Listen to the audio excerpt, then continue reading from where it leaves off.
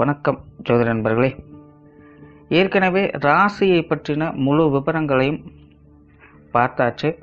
அதாவது ஒவ்வொரு ராசிக்குமே என்ன மாதிரியான குணாதிசயங்கள் இருக்கும், எந்த மாதிரியான வாழ்க்கை அமைப்பு இருக்கும், என்ன மாதிரியான உறவு முறைகள் இருக்கும் அப்படின்னு விளக்கமாகவே பார்த்தாச்சு. அதே போல் லக்ன விவரங்களையும் பார்த்தாச்சு. ராசி அமைப்பை போலவே லக்னத்திற்கும் ஒவ்வொரு விஷயங்களும் எப்படி இருக்கும் அப்படின்னு தனித்தனியாகவே சொல்லியிருக்கும். பார்க்காதவங்க டிஸ்கிரிப்ஷனில் லிங்க் இருக்கும், செக் பண்ணி பாருங்கள். இனி ராசி மற்றும் லக்னம் இது ரெண்டும் சேர்ந்த அமைப்பு எப்படி இருக்கும் அப்படிங்கிறத பற்றி பார்க்க போகிறோம்.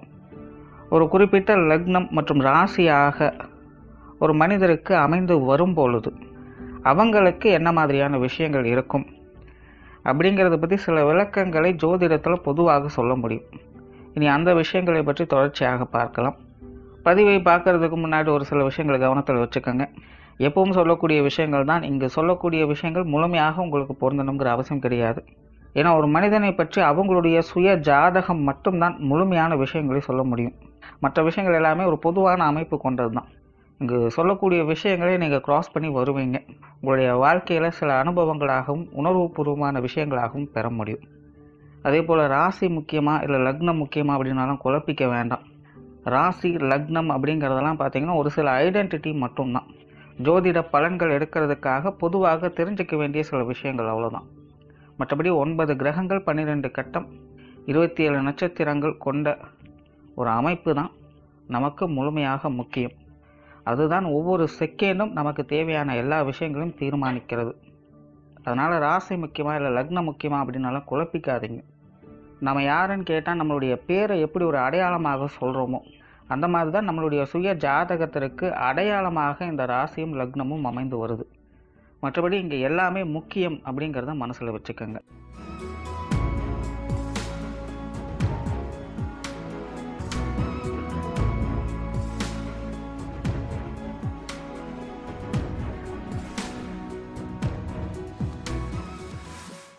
மிதுன ராசி துலாம் லக்னம்.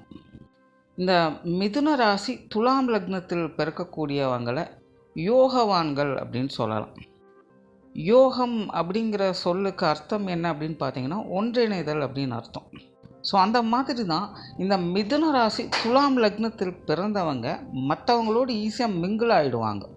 பொதுவாகவே துலாம் அப்படின்னு எடுத்துக்கிட்டாலே அது ராசியாக இருந்தாலும் சரி லக்னமாக இருந்தாலும் சரி அவங்கள வெகுஜன பிரியர்கள் அப்படின்னு தான் சொல்லணும். அவங்க பெரும்பாலும் தனிச்சு எதையுமே செயல்படுத்த மாட்டாங்க. மற்றவங்களோடு சேர்ந்து அல்லது மற்றவங்களுக்காக அந்த விஷயங்கள் காரியங்களில் ஈடுபடுவாங்க. ஸோ பெரும்பாலும் இந்த துலாம் ராசி துலாம் லக்னத்தில் பிறக்கக்கூடியவங்களாம் பார்த்தீங்கன்னா யாரோ ஒருத்தருடைய சப்போர்ட்டில் இருப்பாங்க, இல்லைன்னா சப்போர்ட்ஃபுல்லாக இருப்பாங்க. இந்த ஒன்றிணைதல் அப்படிங்கிறது இதுதான் விஷயம். ஒன்று இவங்க சேர்ந்துருப்பாங்க, இல்லைன்னா மற்றவங்க இவங்ககிட்ட சேர்ந்துருப்பாங்க. பட் ஏதாவது ஒரு வகையில் இணைப்பு அப்படிங்கிறது இருந்துக்கிட்டே தான் இருக்கும். ஸோ இது ஜென்ரலாகவே துலாம் அப்படின்னு எடுத்துக்கிட்டாலே வரக்கூடிய ஒரு குணாதிசயம் தான். மிதுனம் அப்படின்னாலே பேச்சுக்கு பேர் போனது அப்படின்னு சொல்லலாம். இயற்கையாகவே இந்த மிதுன ராசி மிதுன லக்னக்காரங்களுக்கு பேச்சாற்றல் அப்படிங்கிறது இருக்கும். பேச்சாற்றல் அப்படிங்கிறது சரளமாக பேசக்கூடியது மட்டுமல்ல, சாமர்த்தியமாக பேசக்கூடியதும் தான். சிலர்லாம் பார்த்திங்கன்னா பேசியே காரியம் சாதிப்பாங்க, சிலர்லாம் பார்த்திங்கன்னா பேசாமலே காரியம் சாதிப்பாங்க. இடம் பொருள் ஏவல் அறிந்து பேசணும் செயல்படணும் அப்படிங்கிறத இந்த மிதுனத்தில் பிறந்தவங்க ராசியாக இருந்தாலும் சரி லக்னமாக இருந்தாலும் சரி அவங்களுக்கு இயல்பாகவே வரும். யார் யாருக்கு என்ன பேசணும், எந்த அளவுக்கு பேசணும், எதை பேசணும் அப்படிங்கிறது அவங்களுக்கு நல்லா தெரியும். உண்மையிலேயே இந்த மிதுனத்திற்கு பார்த்திங்கன்னா பேச்சாலேயே ஒருத்தரை உயர்த்தவும் முடியும், ஒருவரை தாழ்த்தவும் முடியும். இந்த ஒரு கெப்பாசிட்டி அவங்களுக்கு முழுவதுமாக செயல்படும். அதனால தான் இந்த மிதுன ராசி மிதுன லக்னத்துக்கு பிறந்தவங்களாம் பார்த்திங்கன்னா அவங்கள ஒருத்தருக்கு பிடிச்சிருச்சு அப்படின்னா அவங்கள புகழாத வார்த்தைகள் இருக்காது. பட் அதையே அவங்களுக்கு பிடிக்கல அப்படின்னா அவங்கள இகழாத வார்த்தைகளும் இருக்காது. எப்படி அதை மாற்றணுமோ மாற்றிடுவாங்க. இப்போ பேச்சு அப்படின்னு வரும்போது இங்கேயும் பார்த்திங்கன்னா தனித்து செயல்பட முடியாது. மற்றவங்களுடைய இணைவு அப்படிங்கிறது இங்கேயும் தேவைப்படுது. இன்டைரக்டாக மிதுனத்திற்கும் இது வேலை செய்யுது. ஸோ இயற்கையாகவே இந்த மிதுன ராசி துலாம் லக்னத்தில் பிறக்கக்கூடியவங்களுக்கு மக்கள் பிரியராக இருப்பாங்க. அதாவது தனிச்சு இருக்க முடியாது, 4 பேரோட சேர்ந்து இருக்கணும் அப்படிங்கிற எண்ணம் இவங்களுக்கு அதிகமாக இருக்கும். தன்னை சுற்றி ஒரு சமூகத்தை உருவாக்கக்கூடியவங்க, தனக்குன்னு ஒரு கூட்டத்தை உருவாக்கக்கூடியவங்க, தனக்குன்னு ஒரு குடும்பத்தை உருவாக்கக்கூடியவங்க, இப்படி ஒரு கூட்டத்தை தீர்மானிக்கக்கூடிய நிர்வகிக்கக்கூடிய திறன் அவங்களுக்கு இருக்கும். அவங்களுக்குன்னு ஒரு ஈர்ப்பு இருக்கும். எப்பேற்பட்ட கஷ்ட காலத்துலையுமே யாரோ ஒருத்தருடைய உறுதுணை உந்துதல் இவங்களுக்கு கிடச்சிக்கிட்டே இருக்கும். சிலர்லாம் பார்த்தீங்கன்னா மாட மாளிகையிலேயே இருந்தாலும் கூட பேசுகிறது கூட ஆள் இல்லாமல் தனியாக தான் தன்னுடைய வாழ்க்கையை நடத்திக்கிட்டு இருப்பாங்க. தனிமை தான் இந்த வாழ்க்கையிலேயே ரொம்பவுமே கொடுமையானது அப்படின்னு சொல்லலாம். அந்த மாதிரியான ஒரு நிலை இந்த மிதுன ராசி துலாம் லக்னத்தில் பிறந்தவங்களுக்கு 99.99% ஏற்படுறதே கிடையாது. எப்பேற்பட்ட கஷ்ட காலங்களையும் யாரோ ஒருத்தருடைய சப்போர்ட் அப்படிங்கிறது உங்களுக்கு கிடைக்க ஆரம்பிச்சோம். அந்த யாரோ ஒருத்தர் யார் அப்படிங்கிறத அவங்களுடைய சுய ஜாதகம் நிர்ணயம் பண்ணுது.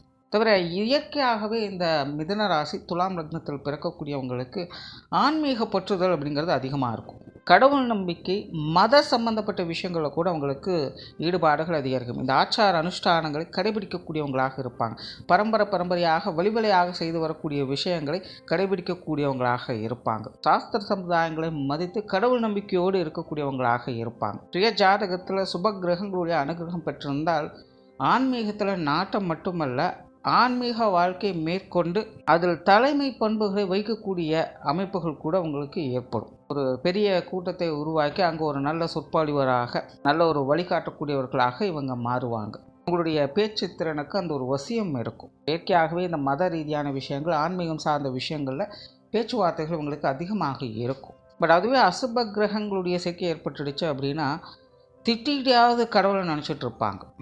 நாத்திகம் பேசி ஆத்திகராக மாறக்கூடியவங்களாக இருப்பாங்க. இல்லைனா ஆரம்ப காலகட்டங்களில் ஆத்திகம் பேசக்கூடியவங்களாக இருப்பாங்க. கடைசி காலகட்டங்களில் நாத்திகத்துக்கு மாறக்கூடியவங்களாக இருப்பாங்க. இந்த நெகட்டிவ் கிரகங்களுடைய சேர்க்கை ஏற்படுச்சுன்னா இந்த 2 நிலைகளுமே செயல்படும். ஸோ எப்படியோ ஏதோ ஒரு நிலைகளில் ஆன்மீக சிந்தனைகள் அப்படிங்கிறது இவங்களுடைய வாழ்க்கையில் தவிர்க்கவே முடியாது.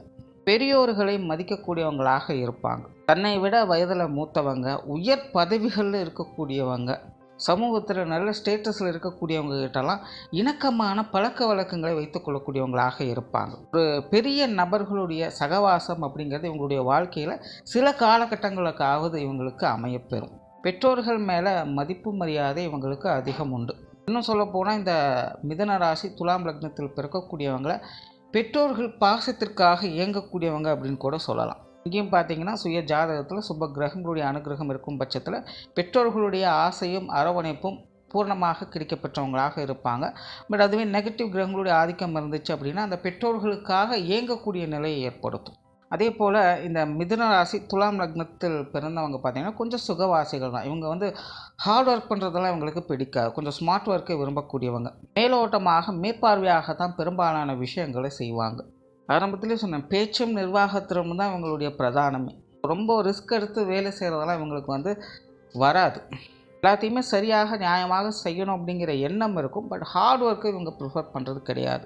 ஸ்மார்ட் ஒர்க்கு தான் அதிகம் இவங்க ப்ரிஃபர் பண்ணுவாங்க. அந்த மாதிரியான விஷயங்கள் தான் இவங்களுக்கு அமையவும் செய்யும். கொஞ்சம் விரயங்கள், செலவுகள் போன்ற விஷயங்கள் கண்மூடித்தனமாக செய்யக்கூடிய அமைப்புகள் உங்களுக்கு உண்டு. அதாவது காரிய ரீதியான விரய அமைப்புகள் அப்படிங்கிறது உங்களுக்கு உண்டு. கொஞ்சம் தேவையில்லாத விஷயங்கள், காரியங்களை ஈடுபட்டு அப்புறம் அதை முடிக்க முடியாமல் பாதியிலே விட்டு விலகக்கூடிய அமைப்புகள்லாம் இருக்கும். ஒரு விஷயத்தை செஞ்சுட்டு இருக்கும்போது இன்னொரு விஷயத்துக்கு மாறுவாங்க. அப்போ அதுக்காக போட்ட எஃபர்ட், அதுக்காக போட்ட அமௌண்ட்டு இதெல்லாமே கொஞ்சம் வேஸ்ட் ஆகும். இந்த மாதிரி கொஞ்சம் தேவையில்லாத விரயங்களை செய்யக்கூடிய அமைப்புகள் இவங்களுக்கு உண்டு. பிரயாணம் சார்ந்த விஷயங்களில் அதிக ஈடுபாடுகளை காட்டக்கூடியவங்க. உங்களால் ஒரு இடத்துல அமைதியாக இருக்கவே முடியாது. எங்கேயாவது ஒரு பக்கம் போயிட்டு வந்துக்கிட்டு இருக்கணும். அப்போ தான் இவங்களுடைய மைண்ட் ரிலாக்ஸ் ஆகும். குழந்தை பருவத்திலலாம் இவங்க எப்படி இருந்தாங்கன்னு கேட்டு பார்த்தா இவங்களுக்கே ஒரு இடத்துல அமைதியாக உட்காரவே மாட்டாங்க. உங்களை ஓடி ஓடி போய் பிடிக்கிறதே ஒரு வேலையாக இருக்கும் இவங்களுடைய பெற்றவங்களுக்கு, இல்லைன்னா வீட்டில் இருக்க பெரியவங்களுக்கு. அந்தளவுக்கு நிலையாக ஒரு இடத்துல இருக்கணும் அப்படிங்கிற எண்ணமே உங்களுக்கு இருக்காது. திரைக்கடல் ஓடியும் திரவியும் தேடு அப்படின்னு இவங்க சொல்லுவாங்க. எங்கேயாவது ஒரு பக்கம் போகணும், ஏதாவது ஒரு இடத்துக்கு போயிட்டு வந்துக்கிட்டே இருக்கணும் அப்படிங்கிற தீராத இந்த பிரயாண ஆசை கொண்டவங்களாக இருப்பாங்க. ஏதாவது ஒரு ட்ராவல் பண்ணிக்கிட்டே இருக்கணும். நிறைய பேருக்கு இந்த ட்ராவல் சார்ந்த வேலை உத்தியோகம் அமைவதற்கான வாய்ப்புகள் கூட அதிகமாக இருக்கும். இல்லைன்னா ஃபுட்டு ரிலேட்டடான விஷயங்களில் ஈடுபடக்கூடியவங்களாக இருப்பாங்க. நார்மலாகவே இவங்களுக்கு இந்த தொழில் வேலை உத்தியோகம் சார்ந்த விஷயங்கள்லாம் பார்த்தீங்கன்னா ஒரு சாதகமான அமைப்பை பெற்றதாகத்தான் இருக்கும். உங்களுடைய வாழ்வின் அடிப்படை தேவைகளை பூர்த்தி செய்கிற அளவுக்காவது உங்களுடைய தொழில் வேலை உத்தியோகம் அப்படிங்கிறது உங்களுக்கு எப்போவுமே அமைஞ்சிக்கிட்டே இருக்கும். நிறைய மாற்றங்களுக்கு உட்பட்ட தொழில் வேலை உத்தியோகம் செய்யக்கூடியவங்களாக இருப்பாங்க. இவங்க எப்போவுமே ஒரே மாதிரியான ஸ்டைல் ஃபாலோ பண்ணக்கூடியவங்க அல்ல. அப்பப்போ இவங்களுடைய ஒர்க்கில் பார்த்தீங்கன்னா அப்டேஷன்ஸ் அப்படிங்கிறது போய்கிட்டே இருக்கும். அடுத்த லெவலுக்கு போகணும், இல்லைன்னா வேறு மாதிரி மாற்றணும் அப்படிங்கிற தொழில் வேலை உத்தியோகத்தில் ஈடுபடக்கூடியவங்களாக இருப்பாங்க. நார்மலாகவே இவங்களுக்கு இந்த தொழில் வேலை உத்தியோகம் சார்ந்த விஷயங்கள் பார்த்திங்கன்னா பெரும்பாலும் ஒரு சாதகமான அமைப்புகளில் தான் இருக்கும். சுய ஜாதக அமைப்பில் அசுப கிரகங்களுடைய ஆதிக்கம் ஏதாவது இருந்துச்சு அப்படின்னா இது சார்ந்த விஷயங்களும் கொஞ்சம் சிரமப்பட்டுட்டு இருப்பாங்க. பட் இல்லை அப்படிங்கிற ஒரு நிலை இருக்காது. இந்த விஷயங்களும் கொஞ்சம் சிரமப்படுவாங்க, அவ்வளோதான். பட் ஏதாவது ஒரு வகையில் இவங்க இது சார்ந்த விஷயங்களில் செயல்படுத்திட்டே தான் வருவாங்க. வெளியூர் மற்றும் வெளிநாடு சம்மந்தப்பட்ட விஷயங்கள் இவங்க கொஞ்சம் சாதகமாகவே இருக்கும். நிறைய பேருக்கு தான் சொந்த இடத்தை விட்டு வெளி இடங்களுக்கு போய் வேலை செய்யக்கூடிய அமைப்புகள் உருவாகும். சிலர்லாம் பார்த்திங்கன்னா படிப்பதற்கே கூட ஒரு ஊர் விட்டு இன்னொரு ஊர் போவாங்க. நிறைய பேருக்கு இந்த ஹாஸ்டலில் தங்கி படிக்கக்கூடிய அமைப்புகள் கூட ஏற்படலாம். ஸோ இயற்கையாகவே ஒரு ஊர் விட்டு இன்னொரு ஊர் போகக்கூடிய அமைப்புகள் இவங்களுக்கு உண்டு. பொருளாதாரம் சார்ந்த விஷயங்கள் இவங்களுக்கு ஓரளவுக்கு சாதகமாகவே இருக்கும். பொருளாதார வாழ்க்கை அப்படிங்கிறதும் பார்த்திங்கன்னா அடிப்படை தேவைகளை பூர்த்தி செய்யக்கூடிய வகையில் ஒரு திருப்திகரமான வாழ்க்கையை ஏற்படுத்தி கொடுக்கும். கடன் சம்மந்தப்பட்ட விஷயங்கள்லாம் ஈடுபடக்கூடியவங்களாக இருப்பாங்க. அது சார்ந்த விஷயங்கள் இவங்களுக்கு கொஞ்சம் சாதகமான அமைப்புகளையும் ஏற்படுத்தும். நிறைய பேர் பார்த்திங்கன்னா இந்த லோன் பார்த்திங்கன்னா அடிக்கடி வாங்கிட்டே இருப்பாங்க, பட் திருப்பி செலுத்திட்டு இருப்பாங்க. பட் கண்டினியூஸாக பார்த்திங்கன்னா ஏதாவது ஒன்று லோனை போட்டு வாங்கிட்டே இருப்பாங்க. இந்த மாதிரியான அமைப்புகள்லாம் இவங்களுக்கு அமையும். ஸோ பொருளாதார நிலை அப்படிங்கிறது இவங்களுக்கு எப்போவுமே சமாளிக்கக்கூடிய நிலைகளில் இருக்குது. சொத்து சுகங்கள் மற்றும் வாகன ரீதியான விஷயங்கள் இது பெரும்பாலும் பார்த்திங்கன்னா ஒரு அளவான அமைப்போடு வேலை செய்யும். ரொம்ப பெரிய லெவல்லலாம் பார்த்திங்கன்னா இவங்களுக்கு இது சார்ந்த விஷயங்கள் அமைகிறதில்ல. பெரும்பாலும் இது சார்ந்த விஷயங்கள் அவங்களுக்கு எதிர்பார்ப்புகளும் கூட கொஞ்சம் குறைவு தான் அப்படின்னு சொல்லலாம். பெரும்பாலும் இவங்களை காட்டிலும் இவங்களுடைய வீட்டில் இருக்கிறவங்க பேரில் தான் சொத்து சுகங்கள் வாகன அமைப்புகள் கூட அமையும். தனிப்பட்ட நிலையில் இவங்களை காட்டிலும் அவங்களுடைய ஜாதக அமைப்பு தான் இந்த சொத்து சுகங்கள் வகையில் இவங்களுக்கு வேலை செய்யும். ஸோ முடிஞ்ச அளவுக்கு இந்த சொத்து சுகங்கள் மற்றும் வாகன ரீதியான விஷயங்களை சங்கடங்கள் பிரச்சனைகள் இல்லாமல் பார்த்துக்கிறது நல்லது. அதுக்கெல்லாம் பார்த்திங்கன்னா பாகப்பிரிவினைகள் சொத்து பிரச்சனைகள்லாம் ஏற்பட்டுடுச்சு அப்படின்னா அது ஒரு தீரா பிரச்சனையாகவே இருக்கும். முடிஞ்ச அளவுக்கு அந்த மாதிரியான சமாச்சாரங்களை அவங்க கொஞ்சம் அவாய்ட் பண்ணுறதே நல்லது. குடும்ப விஷயங்கள் காரியங்கள் இவங்களுக்கு இதில் ஒரு அளவான அமைப்போடு தான் வேலை செய்யும். இன்னும் சொல்லப்போனால் இந்த மிதுன ராசி துலாம் லக்னக்காரங்க வெளி மனிதர்களுக்கு கொடுக்கக்கூடிய இம்பார்ட்டன்ஸ் குடும்ப உறுப்பினர்களுக்கு தரதில்லை அப்படின்னு தான் சொல்லணும். அதற்கு காரணம் இவங்களாகவும் இருக்கலாம், அல்லது இவங்க குடும்ப உறுப்பினராகவும் இருக்கலாம். இவங்க தான் சரி அப்படின்னு ஜட்ஜ் பண்ணுறதுக்காகலாம் இல்லை. ஸோ நார்மலாகவே இந்த மிதுன ராசி துலாம் லக்னத்தில் பிறக்கக்கூடியவங்களுக்கு குடும்ப உறுப்பினர்கள் அல்லது குடும்ப விஷயங்கள் காரியங்கள் அட்ராக்ஷன் அப்படிங்கிறது ஏற்படுறது கிடையாது. அவங்க பெரும்பாலும் இந்த வெளி விஷயங்கள் காரியங்களுக்கு தான் அதிக முக்கியத்துவம் கொடுப்பாங்க. இதனாலேயே இவங்களுடைய இளம் வயதுலேருந்தே பார்த்திங்கன்னா குடும்பத்தை விட்டு கொஞ்சம் தனிச்சு இருக்கும்படியான சூழ்நிலைகள் தான் இவங்களுக்கு ஏற்படும். குடும்ப உறவுகளே பார்த்திங்கன்னா எல்லாமே பார்த்திங்கன்னா கொஞ்சம் நாளைக்கு அப்படிங்கிற மாதிரி தான் இருக்கும். சர்க்கிள் பேஸில் தான் அது மாறி மாறி போய்கிட்டே இருக்குமே இல்லாமல் ஒரே மாதிரி எப்போவுமே எதையும் எதிர்பார்க்கவே முடியாது. ஸோ அதனாலே இவங்க குடும்ப விஷயங்கள் காரியங்களை பெருசாக ஒரு இன்ட்ரெஸ்ட் எடுத்துக்க மாட்டாங்க. ஸோ பெரும்பாலும் பார்த்திங்கன்னா இவங்களுடைய பெற்றோர்களோ அல்லது இவங்களுடைய வாழ்க்கை துணையோ தான் அந்த குடும்ப அமைப்புகளை பார்த்து கொள்ளக்கூடியவங்களாக இருப்பாங்க. இவங்களும் அதை பெருசாலாம் எடுத்துக்க மாட்டாங்க. ரொம்ப கேஷுவலாக தான் இருப்பாங்க. அவங்க எல்லாம் பார்த்துப்பாங்க அப்படிங்கிற ஒரு இதில் தான் இவங்களும் இருப்பாங்க. ஜென்ரலாக இவங்களுக்கு அந்த குடும்ப விஷயங்கள் குடும்ப வாழ்க்கையில் பெருசாக ஈடுபாடுகள் அப்படிங்கிறது ஏற்படுறதே கிடையாது. இதனாலே பெரும்பாலும் பார்த்திங்கன்னா இந்த மிதுன ராசி துலாம் லக்னத்தில் பிறக்கக்கூடியவங்க அந்திம காலங்களில் ஒரு ரிட்டையர்மெண்ட் லைஃப் அப்படின்னு வரும்போது பார்த்திங்கன்னா இந்த துறவரம் சார்ந்த விஷயங்களில் உங்களுக்கு இன்ட்ரெஸ்ட் அதிகமாகிடும். அது வரைக்கும் குடும்பத்தில் தான் இருந்துட்டு வந்திருப்பாங்க. குடும்ப விஷயங்கள் காரியங்கள் எல்லாத்துலேயுமே அவங்களுடைய ஈடுபாடுகள் பங்களிப்புகள் இருந்துக்கிட்டு தான் இருக்கும். ஆனால் ஒரு 60 வயசுக்கு மேலே பார்த்திங்கன்னா முழுக்க ஆன்மீகமாக மாறிடுவாங்க. ஸோ இந்த மாதிரியான ஒரு அமைப்புகள் கூட இவங்களுக்கு அதிகமாக வேலை செய்யும். ஸோ குடும்ப வாழ்க்கை அப்படின்னு வரும்பொழுது இவங்களுக்கு கஷ்ட நஷ்டங்கள் பிரச்சனைகள் அப்படிங்கிறதெல்லாம் இருக்கும் அப்படின்னு சொல்கிறத விட தனிப்பட்ட முறையில் இவங்களுக்கு அந்த விஷயங்கள் இன்ட்ரெஸ்ட் குறைவு அப்படிங்கிறதான் சொல்லணும். பெற்றோர்கள் சார்ந்த விஷயங்கள் ஆரம்பத்தில் சொன்ன மாதிரி பெற்றோர்கள் மேலே இவங்களுக்கு ஈர்ப்பு ஜாஸ்தி. நார்மலாகவே பெற்றோர்களுடைய பாசத்துக்கு இயங்கக்கூடியவங்க. இந்த விஷயங்களில் இவங்களுக்கு சுய ஜாதகம் நல்லபடியாக இருந்துச்சு அப்படின்னா இவங்களுக்கு பெற்றோர்கள் வகையில் சுக வாழ்க்கையை பெற முடியும். நார்மலாகவே இந்த பொருளாதாரம் சார்ந்த விஷயங்களில் இவங்களுடைய பெற்றோர்கள் கொஞ்சம் நிபுணத்துவம் பெற்றவங்களாக இருப்பாங்க. அதே போல் இவங்களுடைய பெற்றோர்களுக்கெல்லாம் பார்த்திங்கன்னா எப்போவுமே கொஞ்சம் சுயநலத்தோடு தான் வேலை செய்யும். எப்போவுமே தான் அப்படிங்கிறத பிறகு தான் மற்ற விஷயம், தனக்கு மிஞ்சின பிறகு தான் தானம் தரும் அப்படிங்கிற கான்செப்ட் தான் அவங்களுக்கு அதிகமாகும். தன்னுடைய சுய முன்னேற்றத்தால் மேலே வந்தவங்களாக இருப்பாங்க. அதனாலே இவங்களுடைய பெற்றோர்கள்லாம் பெரும்பாலும் பார்த்திங்கன்னா மற்றவங்களுக்காக அப்படின்னு எதையும் எவ்வளோ சீக்கிரம் செய்ய மாட்டாங்க. நம்மளை பார்ப்போம் மற்றவங்கள பார்க்கலாம் அப்படிங்கிற மைண்ட் செட்டில் தான் இருப்பாங்க. இவங்களுக்கு கொஞ்சம் நேரம் ஆப்போசிட் அப்படின்னு கூட சொல்லலாம். நார்மலாகவே இந்த மிதுன ராசி துலாம் லக்னத்தில் பிறக்கக்கூடியவங்களுக்கு பெற்றோர்கள் மேலே அன்பு பாசம் பிரியம் அதிகமாக இருக்கும். சுய ஜாதகம் எப்படியோ அதுக்கு தகுந்த மாதிரியான மாற்றங்களும் அவங்களுக்கு ஏற்படுது. உடன்பிறப்புகள் சம்மந்தப்பட்ட விஷயங்களும் கிட்டத்தட்ட அப்படி தான். அவங்களுடைய பெற்றோர்களுக்கு எப்படி சொல்லணும் அதே மாதிரி தான். உங்களுடைய மூத்த உடன்பிறப்புகள் இருந்தாங்கன்னா பெரும்பாலும் அவங்க பார்த்தீங்கன்னா அவங்களுக்கு முதல்ல ஃபஸ்ட் ப்ரிஃபரன்ஸ் கொடுத்துட்டு தான் மற்ற வேலைகளே பார்ப்பாங்க. எந்த ஒரு விஷயம் காரியமாக இருந்தாலும் அதில் அவங்களுக்கு என்ன பெனிஃபிட் இருக்குது அப்படிங்கிறத பார்த்து அவங்க செயல்படவே செய்வாங்க. ஆனால் இயற்கையாகவே சுதாரிப்பு தன்மையும் நிர்வாகத்தன்மையும் அவங்களுக்கு ஜாஸ்தி. இயற்கையாகவே நிறைய பொறுப்புகள் அவங்களுக்கு இருக்கும். எதையும் கேர்லெஸ்ஸாக லூஸ் பண்ணிடக்கூடாது அப்படிங்கிறதுக்காக எல்லா விஷயங்களையுமே கொஞ்சம் அதிக கேர் எடுத்துக்கக்கூடியவங்க. இளைய உடன்பிறப்புகளும் கிட்டத்தட்ட அப்படி தான். பட் இந்த இளைய உடன்பிறப்புகளுக்கு இவங்களைப் போலவே வெளி விஷயங்கள் காரியங்களில் கொஞ்சம் இன்ட்ரெஸ்ட் அதிகமாக இருக்கும். மற்றவர்களை பற்றி அதிகமாக தெரிந்து வைத்து கொள்ளக்கூடிய நபர்களாக இருப்பாங்க. மற்றவங்களுடைய சைக்காலஜி எப்படி இருக்கும் அப்படிங்கிறத கிளியராக தெரிஞ்சு வச்சுக்கக்கூடிய நபர்களாக இருப்பாங்க. மற்றபடி ஜென்ரலாகவே இந்த உடன்பிறப்புகள் அப்படின்னு வரும்பொழுது இவங்களுக்கு ஒரு அளவான அமைப்புகள் தான் வேலை செய்யும். திருமண வாழ்க்கை, இவங்களுடைய திருமண வாழ்க்கையை பொறுத்த வரைக்கும் கொஞ்சம் கான்ட்ரவர்சியலாக தான் இருக்கும். பெரும்பாலும் இந்த மிதுன ராசி துலாம் லக்னத்தில் பிறக்கக்கூடியவங்களுக்கு வாழ்க்கை துணைக்கும் இவங்களுக்கும் பெருமளவில் பிரச்சனைகள் அப்படிங்கிறது இருக்காது. ஆனால் இவங்களுடைய குடும்ப உறுப்பினர்கள் வகையில் நிறைய சங்கடங்களையும் சிக்கல்களையும் பார்க்கக்கூடிய அமைப்புகள் உண்டு. குடும்பத்தோடு ஒட்டவே முடியாது, ஒரு இணக்கமான சூழ்நிலைகளை பார்க்க முடியாது. குடும்ப உறவுகளால் திருமண வாழ்க்கையில் சங்கடங்களை பார்க்கக்கூடிய அமைப்புகள் இவங்களுக்கு உண்டு. ஆனால் தனிப்பட்ட முறையில் இவங்களுக்கும் அவங்களுக்கும் எந்த ஒரு பிரச்சனையும் இருக்காது. ஆனால் குணாதிசய வேறுபாடுகள் அப்படிங்கிற நிறைய இருக்கும். இவங்க நிறைய விஷயங்களை கொஞ்சம் விட்டு கொடுத்து நிதானித்து போவாங்க. ஆனால் அவங்களுடைய வாழ்க்கை துணை பார்த்திங்கன்னா எல்லா விஷயங்களும் கொஞ்சம் அவசரப்படக்கூடியவரும் கோப குணர்வும் அதிகமாக இருக்கும். எல்லாத்திலும் விடாப்பிடியாக இருப்பாங்க.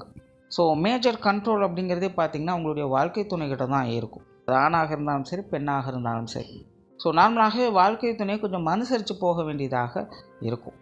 குழந்தைகள் சம்மந்தப்பட்ட விஷயங்கள் உங்களுக்கு கொஞ்சம் சாதகமாகவே இருக்கும். இயற்கையாகவே உங்களுடைய குழந்தைகளுக்கு பார்த்திங்கன்னா எல்லார் மேலேயுமே ஒரு அன்பு, பாசம், அக்கறை அப்படிங்கிறது அதிகமாக இருக்கும். எல்லார்கிட்டேயுமே ரொம்பவும் இயல்பாக சந்தோஷமாக பழகக்கூடிய அமைப்புகள் இருக்கும். பெரும்பாலும் இவங்களுடைய குழந்தைகள் அனைத்து பேருமே பார்த்திங்கன்னா சென்டிமெண்ட் பிரியர்களாகத்தான் இருப்பாங்க. ஸோ அந்த வகையில் இவங்களுடைய குழந்தைகளுடைய விஷயங்கள் காரியங்கள் அப்படிங்கிறது கொஞ்சம் சாதகமாகவே இருக்கும் அப்படின்னு சொல்லலாம். உற்றார் உறவினர்கள் நண்பர்கள் சார்ந்த விஷயங்கள் எல்லாமே பார்த்திங்கன்னா இவங்களுக்கு கொஞ்சம் சாதகமாகவே இருக்கும். உறவினர்களாகட்டும் நண்பர்களாகட்டும் எல்லார்கிட்டையுமே ஒரு இயல்பாக பழகக்கூடிய அமைப்புகள் இருக்கும். ஏன்னா இயற்கையாகவே இவங்க வெளி விஷயங்களுக்கு அதிக முக்கியத்துவம் கொடுக்கக்கூடியவங்க. ஆனால் மற்றவங்க வகையில் ஏற்படக்கூடிய பழக்க வழக்கங்கள் அப்படிங்கிறது பெரும்பாலும் இவங்களுக்கு சாதகமாகவே அமையுது. அந்த வகையில் உற்றார் உறவினர்கள் நண்பர்கள் சார்ந்த அனைத்து விஷயங்களுமே இவங்களுக்கு எப்போதுமே சமாளிக்கக்கூடிய நிலைகளில் தான் இருக்கும். ஸோ ஓவராலாக இந்த மிதுன ராசி துலாம் லக்னத்தில் பிறக்கக்கூடியவங்களை ஆரம்பத்திலே சொன்ன மாதிரி யோகவான்கள் அப்படின்னு தான் சொல்லணும். அதாவது எல்லாருமே ஒற்றுமையாக இருக்கணும் அப்படின்னு எதிர்பார்க்கக்கூடியவங்க, எல்லாத்துக்கிட்டையுமே ஒரு இயல்பு நிலையை எதிர்பார்க்கக்கூடியவங்க. நன்றி, வணக்கம், வாழ்க வளமுடன்.